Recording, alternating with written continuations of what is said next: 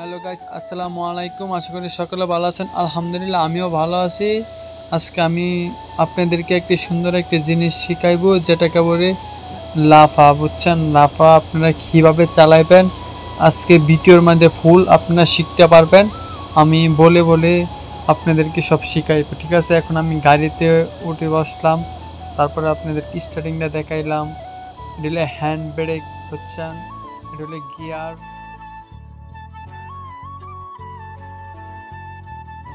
এটা হলে উপরে নিচে দেয়, বুঝছেন? এটা পরে দেখাইতেছি। এই যে চাপি, এখন আমি স্টার্ট দিতেছি।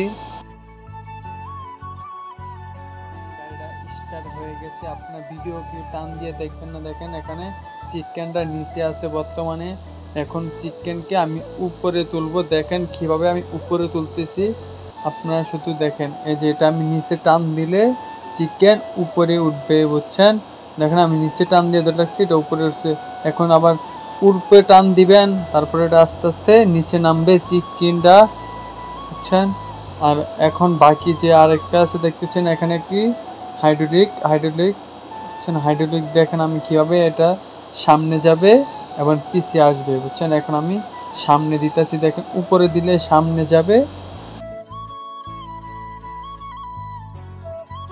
আর তুই নিচে টান দেন। নিচে টান দিলে তাহলে আপনার জিনিসটা মানে আপনার দিকে আসবে আগে, বুঝছেন? এখন দেখেন আমার দিকে আসতেছে।